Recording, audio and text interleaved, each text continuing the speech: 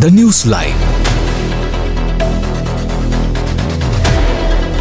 Hello and welcome back to Newsline, brought to you by People's TV. In today's news analysis, I want to highlight a significant development in the United States. The U.S. under Trump administration has now launched its own campaign against narcotics, a move that echoes Ronald Reagan's historic war on drugs. Over the past few months, the U.S. under President Donald Trump has intensified efforts to shield the West from the influence of harmful narcotics.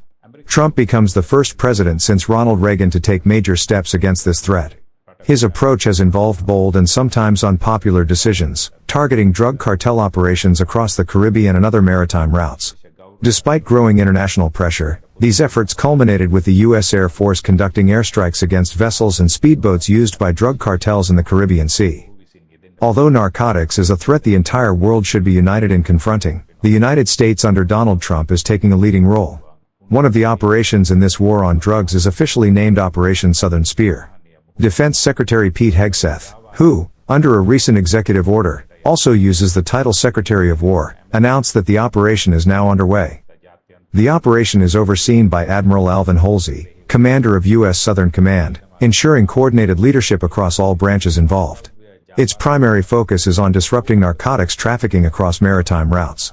Advanced technology, including military-grade drones and autonomous surface vessels, will be employed for intelligence gathering and air surveillance. A robust deployment of manned warships, drone boats, fighter jets, and specialized personnel has been allocated to support the operation, reflecting the scale and intensity of this effort against organized drug cartels. 3 countries have a major impact on the U.S. drug trade: Mexico, Colombia, and Venezuela. Mexico shares a long land border with the United States, stretching approximately 1,950 miles, 3,140 kilometers, across California, Arizona, New Mexico, and Texas. Following his election, President Donald Trump took several controversial measures to secure this border, including tripling the number of U.S. Marines deployed to help prevent illegal crossings and the smuggling of narcotics into American territory. President Donald Trump also ordered the construction of a border wall to help prevent illegal crossings into the United States. Many viewed these as bold measures that previous administrations could have taken but did not. However, such operations are far from simple. Drug trafficking is orchestrated by well-organized cartels, whose members are sometimes more heavily armed than government forces, making enforcement a highly challenging and dangerous task. Some drug cartels are more powerful than the governments of the countries where they operate, such as Venezuela and Mexico. President Donald Trump publicly condemned Venezuelan President Nicolás Maduro, labeling him a high-profile drug kingpin. Meanwhile, Colombia remains the primary source of a significant portion of the world's narcotics. Given the scale and impact of these networks, the war on drugs is considered as critical as the fight against terrorism, requiring extensive coordination, intelligence, and enforcement efforts. Simply put, narcotics are causing more harm worldwide than all terrorist organizations combined. This global market specifically targets the youth, and the situation is no different in Sri Lanka, where even schoolchildren fall prey to local drug dealers. As Sri Lankans, we should recognize and support the U.S. efforts to hold drug cartels accountable and curb their destructive influence. Their efforts will undoubtedly strengthen our own fight against narcotics by disrupting the networks that fuel local drug operations. Countries such as the United Kingdom have criticized these operations, claiming the U.S. is not respecting the sovereignty of the nations involved.